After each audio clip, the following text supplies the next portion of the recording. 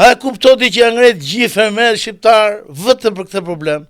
Vetëm për këtë problem i rëndë. Vetëm për këtë problem. Morë janë ngret në protesta, morë kanë hull prodhimet e veta me parrudha, por me këtë që po them, me nushimin e të vëshës, barazimin të vëshës shqitë dhe vleri, ti nuk e nëshop pse se ke morë njërë vendim, po ka që gabim zotëri. Ka dhe probleme tjera. Ka që Ronës më ndryshu ky vendim kur e kuptoj që ka qenë gabim. Unë kam përshtypjen që ndonjëherë pushteti i gjatë, pavarësisht se me ty unë këtu besoj që nuk kemi të njëjtin mendim, pushteti i gjatë të largon nga realiteti. Shumë. Patëm pushtet gjatë edhe Berisha. Ja nuk është në pozitë. Po kanë tet prap pushteti gjatë. Po çfarë do të bëj provat e Berishës si dim tash? Ta them unë ty pse ndodh kjo, se nuk ndodhte me Fatostan. Pse ndodh kjo?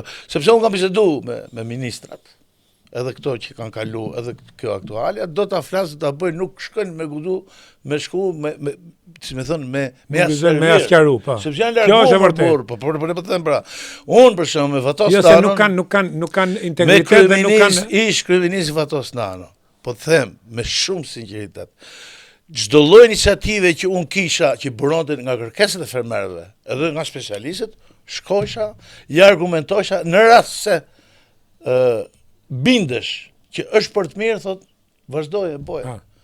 Kurse këto janë largu, kanë frikë me i thonë, po janë nuk është. Ata kanë frikë, nuk kanë liberalizëm, jo se Fatosi ka qenë dhe specialist, nuk ka qenë. Patjetër me njeriu shumë i afshëm, i kualifikuar, pa ne desha të pyes kush ka përshtypje për Fatosin. Përshtypjet e mira për atë, përshtypje shumë të mira, njëri jashtëzakonisht i mirë, me komunikim fantastik, njëri që nuk korren, njëri nuk ka aciditet, nuk ka të keqe brenda vetes.